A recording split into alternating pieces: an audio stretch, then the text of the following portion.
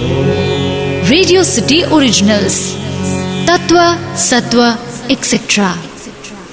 नमस्ते, मेरा नाम सौरभ शुक्ल है। रेडियो सिटी ओरिजिनल्स तत्व सत्व एक्सेट्रा में आपके साथ मैं बातें करता हूँ। याद है जब हम छोटे थे, जब कभी भी हम बाहर से घर आते तो दादी कहती, बेटा हाथ पैर मुंह धो लो पहले, फिर कोई और काम। बाहर से आए हो ना, जाने किन किन लोगों से संपर्क में आए होगे और कहाँ कहाँ हाथ लगा होगा, और हम मुंह बनाकर भाग जाते। ऐसा नहीं था कि हम उनकी कोई बात नहीं मानते थे, कुछ बातें मानते भी थे, पर यह हाथ पैर मुंह धोना हमारे लिए एडिशनल काम था, एक्स्ट्रा काम था, एक ऐसा एक्स्ट्रा काम जिसे हम अनावश्यक समझते थे। इसीलिए हमारा एटीट्यूड चलता है वाला बन गया था। मुझे याद है, मेरा कोई मित्र घर आता तो दादी उसे भी हाथ पैर मुंह धोने को कहती, उसका सामान एक तरफ रखवाती।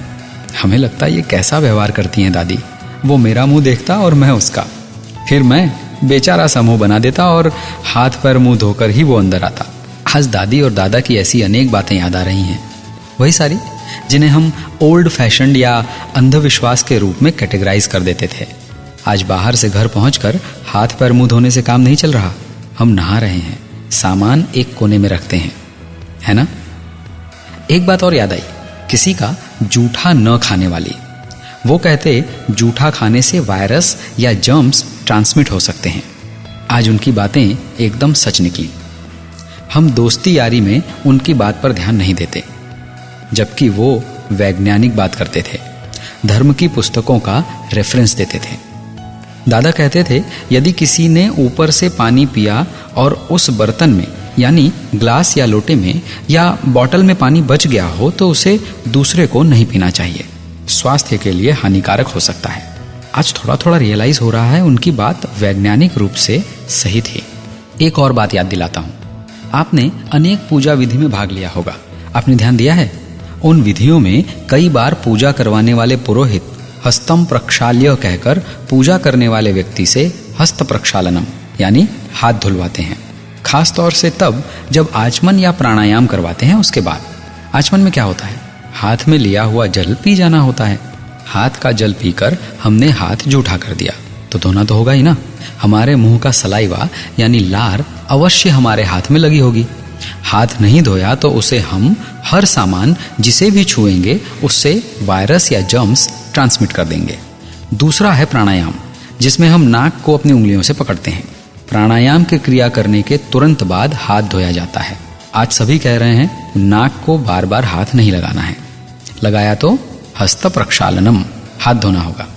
पूजा विधि के भाग स्वरूप हम इसे कर लेते और दैनिक जीवन में भूल जाते। अपने धर्म में बतलाई गई बातों को हमने हमेशा अंधविश्वास की कसौटी पर रखा।